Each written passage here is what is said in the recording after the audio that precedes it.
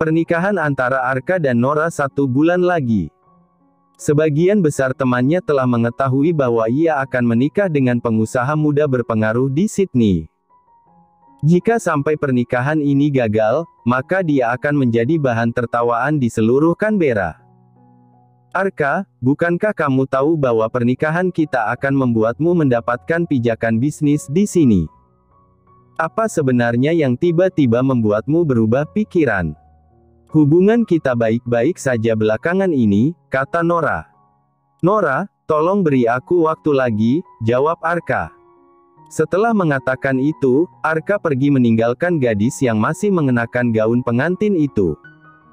Nora berteriak dengan kencang karena kemarahannya. Aku akan mencari tahu, jalan mana yang membuatmu tiba-tiba berubah, geram Nora. Nora membuat panggilan telepon dengan Whitney, ibu Arka, orang yang bisa membantunya membujuk Arka.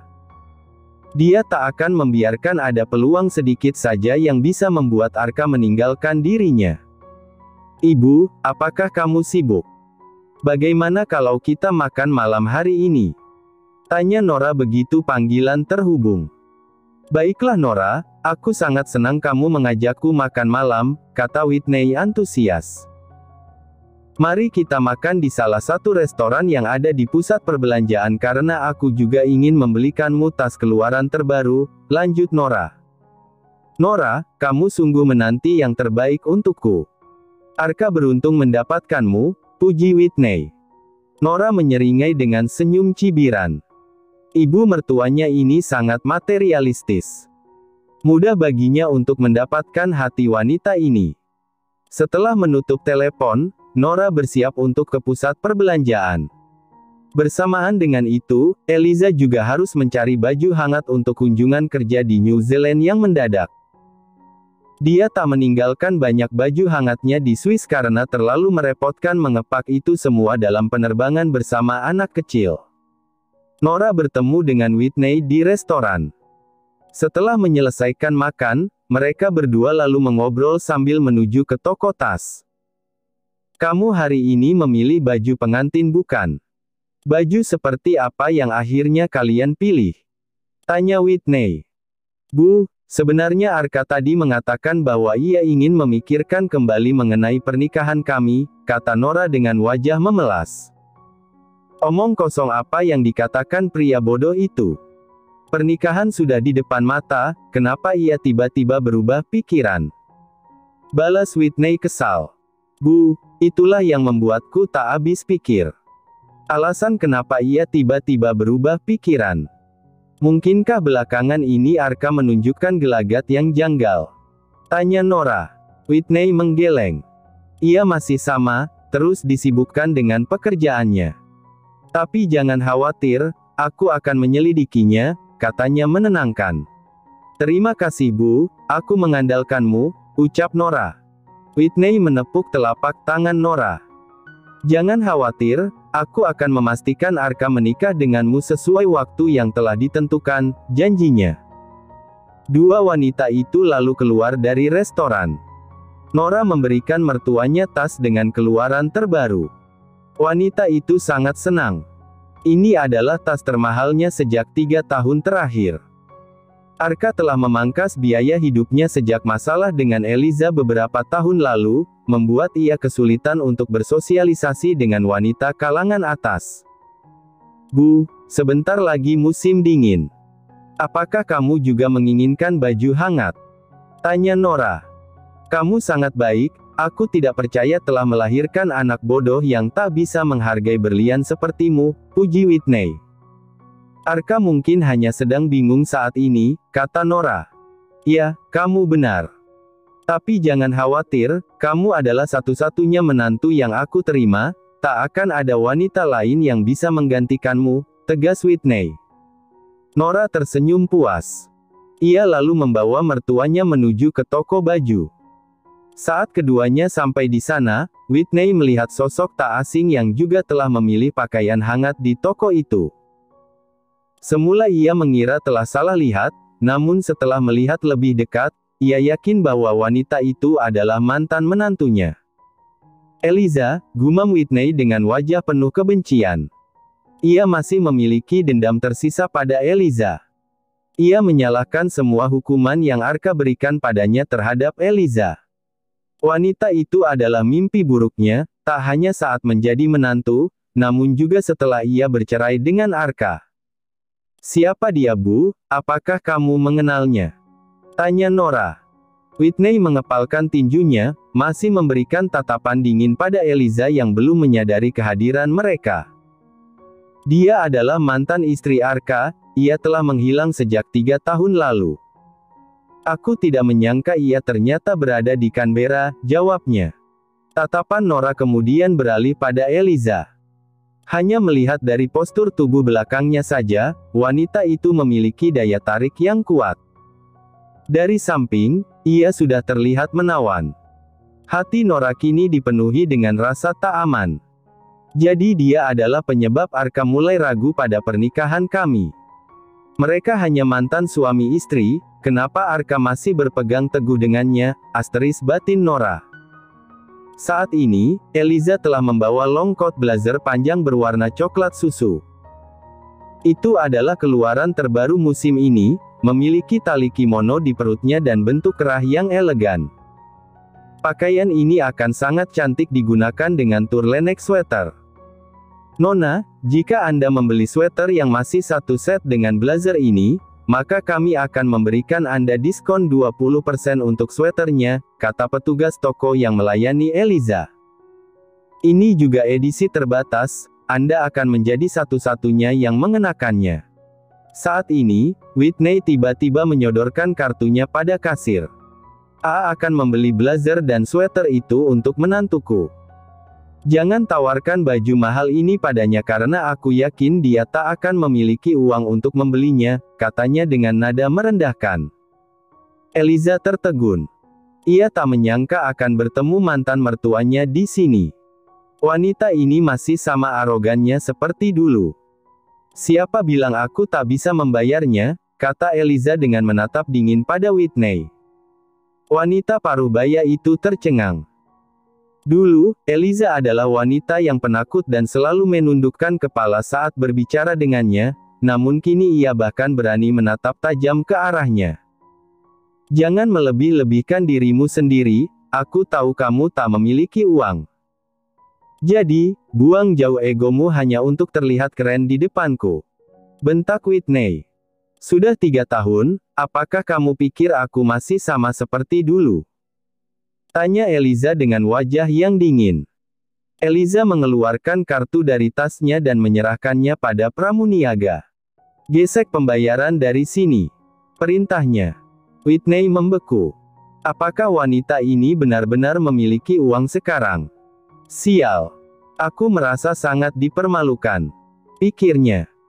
Saat Whitney hampir kehilangan muka, Nora menyelamatkan dirinya dengan mengeluarkan kartu hitam dari dompetnya. Aku adalah pelanggan VIP di sini, aku menyukai blazer ini, jadi berikan pakaian ini padaku, katanya. Pramuniaga itu tertegun, menatap Eliza dengan perasaan penuh penyesalan. Ia lalu mengembalikan kartu Eliza dan mengambil kartu hitam dari Nora. Apakah seperti ini cara kalian bekerja? Aku jelas mengambil baju ini lebih dulu. Protes Eliza. Maafkan kami, Nona. Peraturan di sini mengatakan bahwa pelanggan VIP memiliki perlakuan khusus dan harus selalu didahulukan, jelas pramuniaga. Whitney mengeluarkan tawa mengejek. Hanya mengandalkan kartu biasa itu, bagaimana kamu bisa mengalahkan kartu hitam menantuku? Kamu masih sama seperti dulu, seorang wanita rendahan yang tak layak menjadi pendamping putraku. Ejeknya. Eliza mengepalkan tinjunya. Kamu sudah keterlaluan. Jangan salahkan aku jika aku akan mengambil apa yang seharusnya menjadi milikku. Sebenarnya aku ingin melupakannya, namun karena kamu telah membuatku marah, maka aku tak akan bersikap lunak lagi padamu. Keluargamu berhutang banyak padaku. Tegasnya. Bagian apa yang kamu katakan? Sekarang aku tahu kenapa tiba-tiba putraku ingin membatalkan pernikahannya. Kamu pasti berniat untuk merayunya lagi, bukan? Dasar wanita jalang. Putraku telah memiliki tunangan, ia bukan lagi milikmu. Tuduh Whitney. Whitney berusaha untuk menarik rambut Eliza, namun pergelangan tangannya ditahan oleh Eliza. Genggaman tangan Eliza sangat erat hingga wanita itu mengerutkan keningnya kesakitan. Eliza, jika kamu menginginkan baju hangat tadi, maka ambil saja. Aku bahkan bisa membelikannya secara gratis untukmu. Tapi jangan menjadi wanita yang tidak tahu diri. Kamu dan Arka berada di dunia yang berbeda, kata Nora. Eliza ingin tertawa. Sepertinya dua wanita ini menangkap maksud perkataannya dengan cara yang berbeda. Dia sama sekali tidak berniat merebut Arka kembali, melainkan hal berharga yang ia tinggalkan pada pria itu. Ambil saja Arka untukmu. Aku tidak berniat untuk memiliki mertua gila sepertinya lagi. Balas Eliza. Dasar wanita jalang, bentak Whitney. Ia hendak menendang Eliza, namun wanita itu menggeser tubuhnya dengan gerakan cepat, membuat Whitney terhuyung-huyung, hampir jatuh. Apa yang terjadi di sini? Tiba-tiba, suara serak seorang pria mengalihkan perhatian tiga wanita itu. Saat pramuniaga melihat bosnya yang merupakan pemilik pusat perbelanjaan ini, mereka segera menundukkan kepalanya. Maaf, bos, hanya ada kesalahpahaman antar klien di sini, jelas salah satu pramuniaga. Jelaskan padaku, perintah Kinan. Ia hanya sempat mendengar beberapa percakapan terakhir mereka, namun tidak mengetahui konflik awal yang membuat mereka bertengkar. Pramuniaga itu menjelaskan semuanya. Ketika Kinan mendengar itu, wajahnya mengerut. Sial, akan sangat berbahaya jika Kelvin tahu bahwa salah satu toko di malku mempermalukan Eliza dengan menolak pembeliannya. Mal ini bisa dihancurkan oleh pria berdarah dingin itu, asteris batin Kinan. Berikan baju tadi padanya secara gratis. Perintah Kinan. Pramuniaga itu tercengang. Tapi, bos, saya tadi telah melakukannya sesuai SOP. Pelanggan VIP akan selalu didahulukan, jelas wanita itu, takut bosnya mengira keputusannya salah. Dia hanya pelanggan VIP, tapi aku adalah pemilik mal ini. Jika aku mengatakan untuk memberikan baju itu pada Eliza, maka berikan saja. Kenapa kamu harus membantahku? Bentak Kinan. Pramuniaga itu ketakutan, segera mengangguk. Tolong maafkan saya, aku akan membungkusnya dan memberikannya pada wanita yang pertama datang, katanya.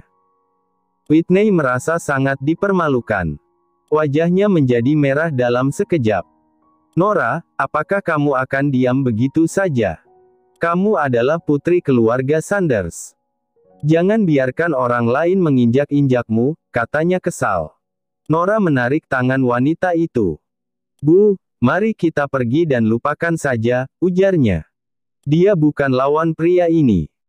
Jika menyinggung Kinan, maka hasilnya akan buruk untuk bisnis keluarganya. Tidak. Telepon ayahmu sekarang. Aku yakin begitu pria ini mengetahui siapa sebenarnya kamu, maka dia tak akan lagi berani membela Jalang ini, desak Whitney. Bu, cukup. Dia adalah Kinan Edward, pemilik pusat perbelanjaan ini. Lebih baik kita pulang saja, tegas Nora. Wajah Whitney membeku. Ia sudah mencari tahu siapa saja keluarga berpengaruh di kota ini. Salah satunya adalah keluarga Edward. Keluarga Sanders memang kaya, namun dia bukan tandingan keluarga Edward. Jalang ini, aku tidak percaya ia bahkan berani merayu salah satu pria paling mapan di kota ini. Batin Whitney kesal. Ia tak akan membiarkan itu. Jika sampai Eliza menikah dengan pria ini, maka statusnya akan lebih rendah dari wanita ini. Tuan, sebaiknya kamu jangan tertipu pada wajah muda dan tipu muslihatnya. Dia adalah wanita yang telah bercerai, ia tak layak untukmu. Tuduh Whitney. Aku sudah tahu. Jawab Kinan dingin. Rahang Nora dan Whitney menganga lebar secara bersamaan. Pria ini masih berada di samping Eliza, bahkan setelah mengetahui status mereka yang tidak sepadan. Kenapa kalian masih berada di sini? Tanya Kinan dengan wajah kesal. Kami akan pergi, kata Nora cepat. Nora menarik tangan calon ibu mertuanya keluar. Meski Whitney enggan dan masih ingin memukul Eliza, di depan Keenan, ia harus berhati-hati. Jalang itu, aku tak percaya ia berhasil memikat Keenan, keluh Whitney begitu keluar.